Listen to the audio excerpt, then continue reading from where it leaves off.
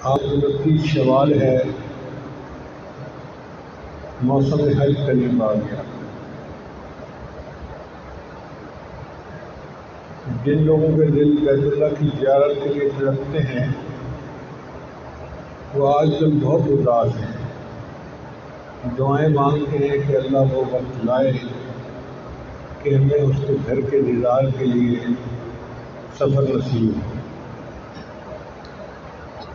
یہ حج کا عمل اللہ کے ہاں ایک بہت مقبول عمل ہے، اور اس میں ہمارے لیے بہت سارے اسرار و رسوم ہیں۔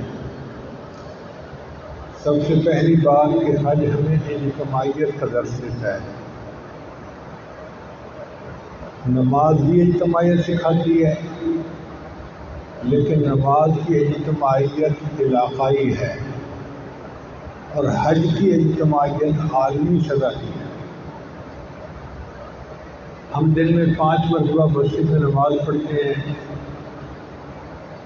پھر جمعہ کے دن جامع مسجد میں نماز پڑھتے ہیں، پھر عید کی نماز سال میں 2 مرتبہ شہری سطح پر ہوتی ہے۔ تو علاقائی عمل ہوا۔ حج کا عمل عالمی عمل ہے۔ پوری دنیا کے مسلمان ان دنوں میں حج کے لیے مکہ مکرمہ آتے ہیں اور قیام کرتے ہیں۔ اس وقت مکہ مکرمہ میں عشاق جمع ہو رہے ہیں۔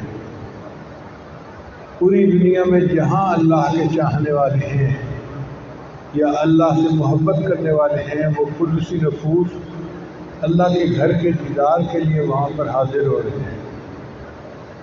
عجیب وہاں کا منظر ہوتا ہے، قلوب کا اجتماع عجیب برکتوں کا باعث ہوتا ہے۔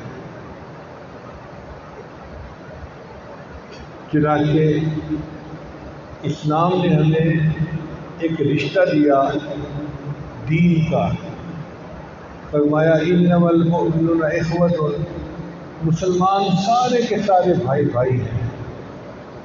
پوری دنیا میں جہاں کہیں کوئی مسلمان ہے، کوئی رنگ ہو، کوئی نسل ہو، کوئی علاقہ ہو، وہ سب آپس میں بھائی بھائی کے رشتے میں جڑے ہوئے ہیں۔ سچی بات تو یہ ہے کہ UN کا سب سے پہلا تصور اسلام نے پیش کیا۔ 1400 سال پہلے جب کوئی جانتا ہی نہیں تھا کہ عالمی سطح پر بھی لوگوں کو اکٹھا ہونا چاہیے، اسلام نے کہا ہاں تمہیں سال میں 1 مرتبہ میرے گھر میں اکٹھا ہونا ہے۔ مختلف ملکوں سے، مختلف علاقوں سے، مختلف زبانوں کے بولنے والے، مختلف رنگ و نسل کے لوگ اکٹھے ہوں، سب کلمے کے رشتے میں پروئے ہوئے موتی ہیں، اور سب کے سب بھائی بھائی اکٹھے ہو رہے ہیں۔ گویا یہ اقوام متحدہ کا متحرک اجلاس تھا جو ہر سال ہوتا تھا، 1400 سال سے تسلسل کے ساتھ ہو رہا ہے۔ تو ایک سبق تو یہ کہ اسلام ہمیں اجتماعیت کا درس دیتا ہے، اور دوسری یہ کہ اسلام ہمیں مساوات کا درس دیتا ہے۔ اللہ تعالیٰ ارشاد فرماتے ہیں یا ایھا الناس انا خلقناکم من ذکر و انثیٰ، اے انسانوں ہم نے تمہیں ایک مرد سے اور ایک عورت سے پیدا کیا، وجعلناکم شعوبا وقبائل لتعارفوا، اور ہم نے تمہارے قبیلے اور ذاتیں بنائیں تاکہ آپس میں پہچان ہو سکے۔ ان اکرمکم عند اللہ اتقاکم، تم میں سب سے زیادہ اللہ کے نزدیک وہ ہے جو متقی ہے۔ تو شریعت نے کہا کہ تم رنگ، وطن اور نسل کی وجہ سے، زبان کی وجہ سے اپنی پہچان مت بناؤ، تم اپنے دین کی وجہ سے پہچان بناؤ۔ چنانچہ حجۃ الوداع کے موقع پہ ایک قافلہ نبی علیہ السلام کے قافلے سے آ کر ملا، تو صحابہ نے ان سے پوچھا کہ تم کون ہو؟ ان کا نحن جماعت المسلمین، ہم مسلمانوں کی ایک جماعت ہے۔ انہوں نے یہ نہیں بتایا کہ ہم یمنی ہیں، ہم حبشی ہیں، ہم فلاں علاقے کے ہیں، فلاں علاقے، نحن جماعت المسلمین، ہم مسلمانوں کی ایک جماعت ہے۔ تو ہماری پہچان اسلام ہے، دین ہے۔ رنگ، نسل، زبان کا فرق دین نے اس کو رد کر لیا ہے۔ اللہ کے نزدیک نہ گورے کو فضیلت ہے کالے پر، نہ کالے کو فضیلت ہے گورے پر۔ ہاں جو زیادہ متقی ہوگا وہ اللہ تعالیٰ کا زیادہ مقرب بندہ ہوگا۔ علامہ اقبال نے لکھا، آ گیا عین لڑائی میں اگر وقت نماز، قبلہ رو ہو کے زمیں بوس ہوئی قوم حجاز، نہ کوئی بندہ رہا نہ کوئی بندہ نواز، بندہ و صاحب و محتاج و غنی ایک ہوئے، تیری سرکار میں پہنچے تو سبھی ایک ہوئے۔ اللہ کے دربار میں پہنچ کے سب ایک ہوتے ہیں، وہیں آقا بھی کھڑا ہے، غلام بھی کھڑا ہے، بڑا بھی ہے، امیر بھی ہے، غریب بھی ہے، سب اللہ کے بندے ہیں، لہذا اللہ کے سامنے سر مسجود ہوتے ہیں۔ تیسرا، حج ہمیں اپنے اکابر کی یاد دلاتا ہے۔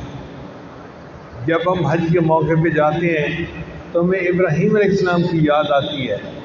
اللہ کے ایک پیغمبر علیہ السلام تھے، بلکہ اللہ کے خلیل تھے، جن کو آگ میں ڈالا گیا مگر وہ توحید کے اوپر ڈٹے رہے، اپنی بات سے پیچھے نہیں ہٹے۔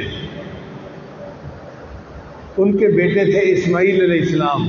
اللہ نے ابراہیم علیہ السلام کو حکم دیا کہ اپنے بیٹے کو میرے نام پر ذبح کرو، چونکہ انبیاء کے خواب سچے ہوتے ہیں۔ تو ابراہیم علیہ السلام نے اپنے بیٹے کو ذبح ہونے کے لیے کہا اور اسماعیل علیہ السلام فوراً تیار ہو گئے۔ کتنی محبت ہوگی اسماعیل علیہ السلام کے دل میں اللہ کی کہ ابھی بچے ہیں اور وہ اپنے اللہ کے نام پر جان دینے کے لیے تیار ہیں۔ جان دی ہوئی اسی کی تھی، جان دی ہوئی اسی کی تھی، حق تو یہ ہے کہ حق ادا نہ ہوا۔ ہم اللہ کے نام پر جان بھی دے دیں تو بھی حق ادا نہیں ہو سکتا، کیونکہ اللہ ہی کی تو دی ہوئی جان ہے۔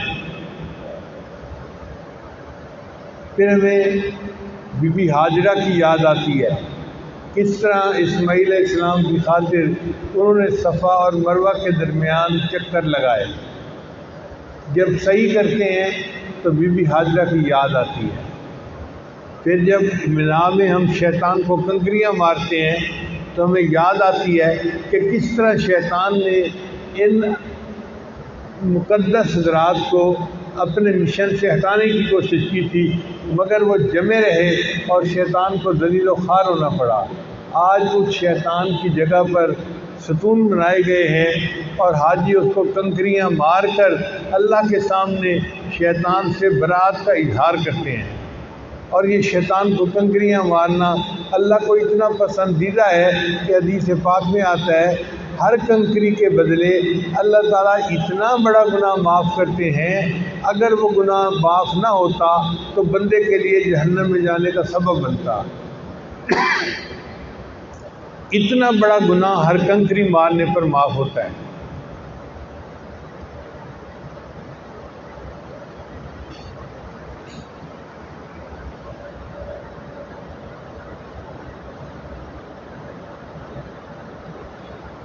پھر نبی علیہ السلام کی یاد آتی ہے، کس طرح حجۃ الوداع کے موقع پر تشریف لائے اور انہوں نے بیت اللہ کا حج کیا، انہوں نے بیت اللہ کا طواف کیا، حجر اسود کا استلام کیا، اور کس طرح انہوں نے بیت اللہ کو بتوں سے پاک کیا، لات و منات سب توڑوا دیے۔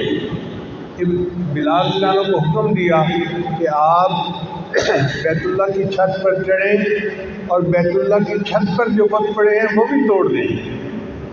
چنانچہ قریش مکہ نے دیکھا کہ بلال نام کا ایک نوجوان جس کی کوئی حیثیت نہیں تھی، جو غلام تھا، وہ غلام بیت اللہ کی چھت پر چڑھا ہوا ہے اور وہ بت کو توڑ رہا ہے۔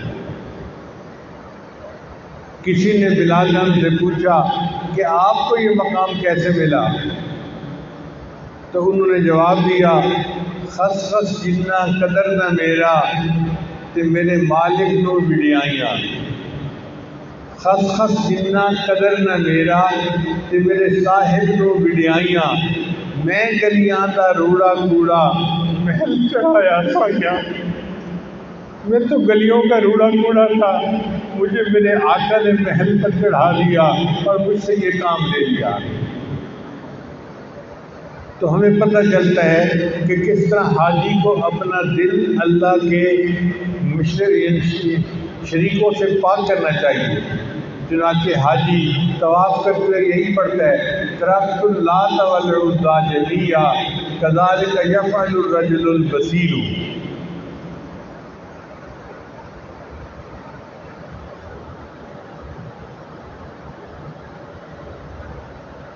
پھر چوتھا نقطہ یہ کہ حج جو ہے وہ سیئات کا کفارہ ہے، گناہ معاف ہو جاتے ہیں۔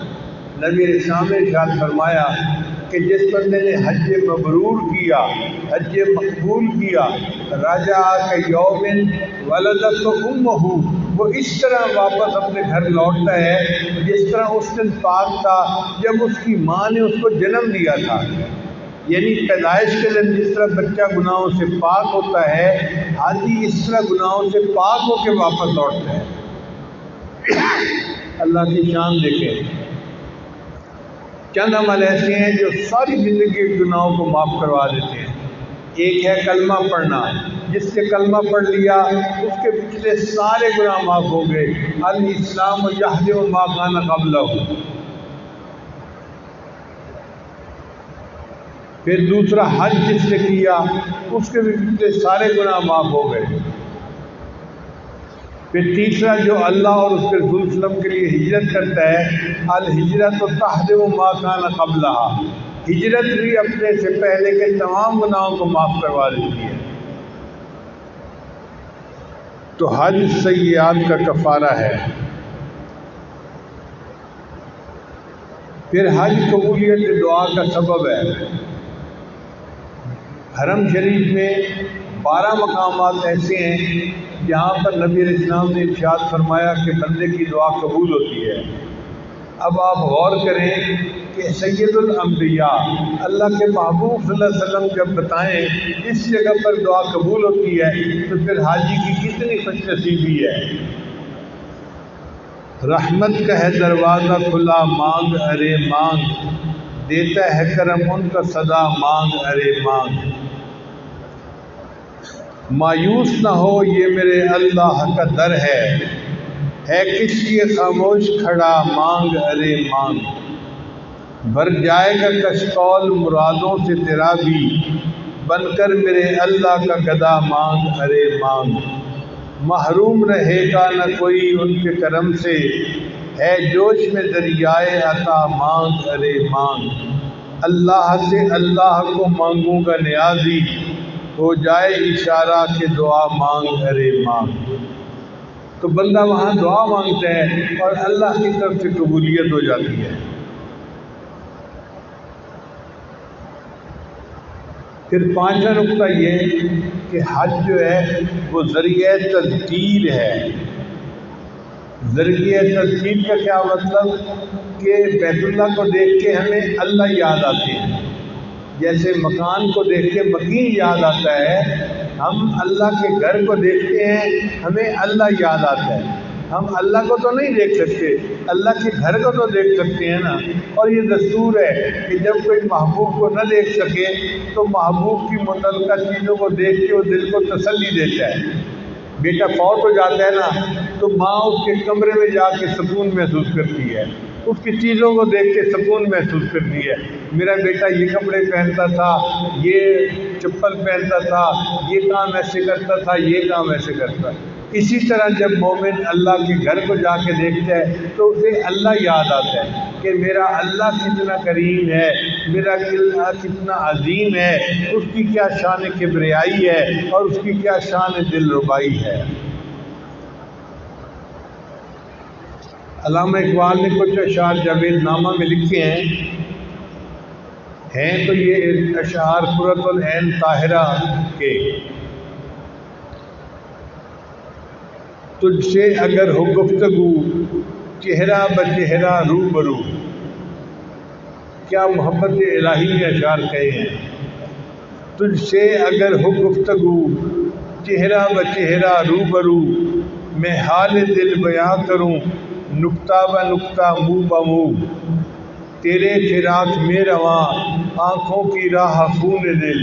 یعنی اے اللہ تیری جدائی میں میرا خون دل میری آنکھوں کے آنسوؤں کے ذریعے سے ٹپکتا ہے۔ تیرے فراق میں رواں آنکھوں کے راہ خون دل، دجلہ بدجلہ یم بیم، چشمہ بچشمہ جو بجو، جامع جام اپنے یوں شوق کو تیرے بن لیا، یعنی جو جسم کا کرتا ہے، اللہ ہم نے تیری محبت کو اس کرتے میں اس طرح سے سی لیا ہے، جامع جام اپنے یوں شوق کو تیرے بن لیا، ریشہ بریشہ نخ بنخ، تار بتار پو بپو،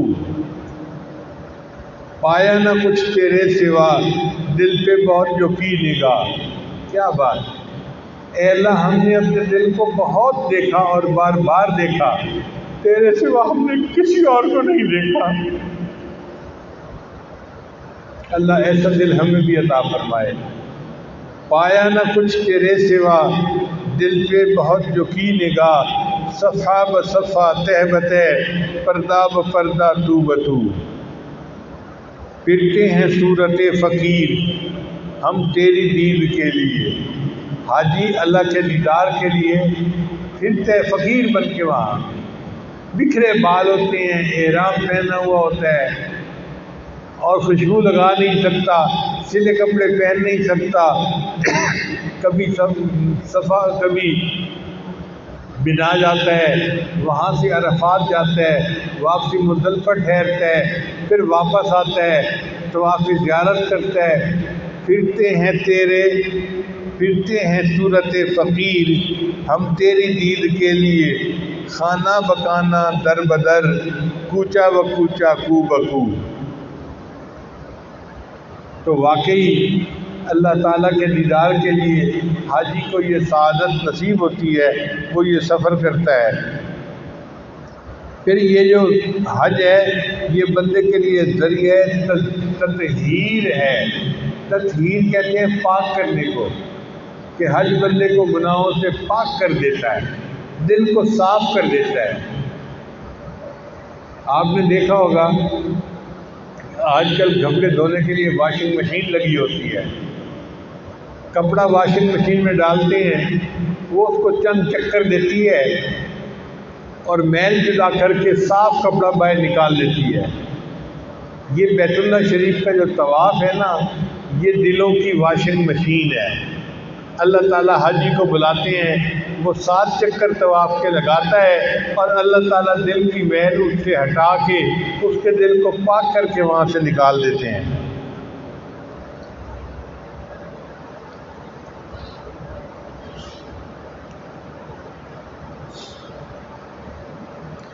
شاعر نے کہا، جب نور کی بارش میں طواف کیا میں نے، اللہ کی رحمت کے دروازے کھلے پائے، آتی تھی صدا پہ ہم جو مانگنے والا ہو، ہاتھ اپنے محبت سے آگے میرے پھیلائے، جو رزق کا طالب ہو میں رزق اسے دوں گا، جو طالب جنت ہو جنت کی طلب لائے، وہ مائل توبہ ہو میں مائل بخشش ہوں، میں رحم سے بخشوں گا وہ شرم سے پچھتائے، آقائے گدا پرور سائل ہوں تیرے در پر، آقائے گدا پرور سائل ہوں تیرے در پر، میں اور تو کیا مانگوں تو ہی مجھے مل جائے۔ تو حج کا سفر ایسا ہے کہ بندہ اللہ سے اللہ کو مانگتا ہے اور اللہ اس بندے کو اپنا بنا لیتے ہیں۔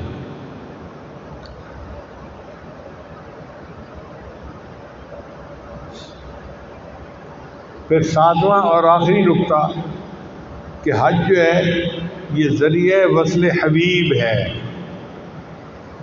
ذریعہ وصل حبیب ہے، یعنی اللہ تعالیٰ کے وصل کا ذریعہ ہے۔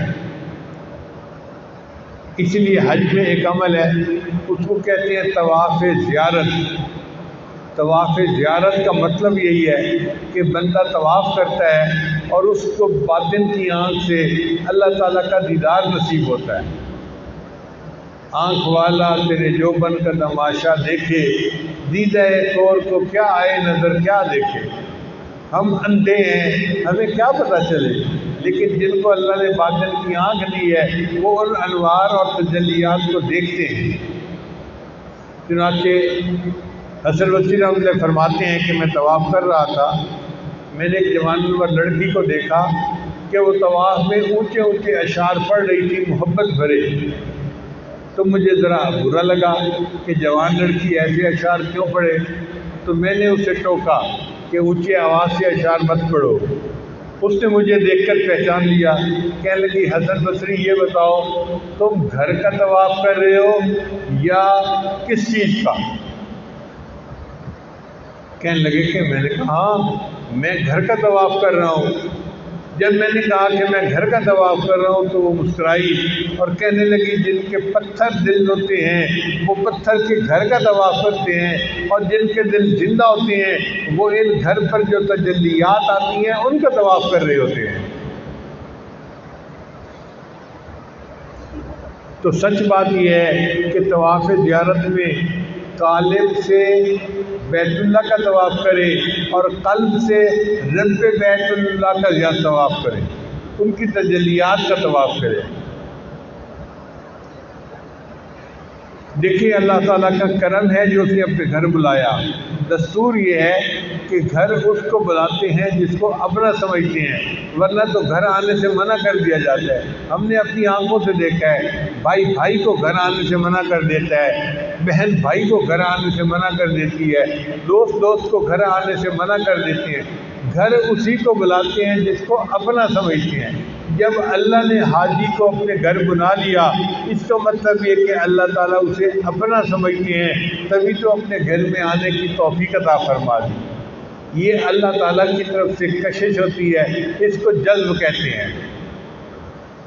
کئی دفعہ بندہ اللہ کے قریب جاتا ہے، اس کو سلوک کہتے ہیں، اور کئی دفعہ بندے کو اللہ اپنی طرف کھینچ لیتے ہیں، اس کو جذب کہتے ہیں۔ تو یہ جذب ہے جو اللہ تعالیٰ بندے کو اپنے گھر کے دیدار کے لیے کھینچ لیتے ہیں۔ مجدد ثانی رحمۃ اللہ اپنے مکتوبات میں شعر لکھتے ہیں، عشق معشوقاں نہاں است و ستیر، جو معشوقوں کا عشق ہوتا ہے نا وہ پنہا ہوتا ہے، چھپا ہوا ہوتا ہے، پتہ نہیں چلنے دیتے کہ معشوق اپنے عاشق سے محبت کرتا ہے یا نہیں کرتا۔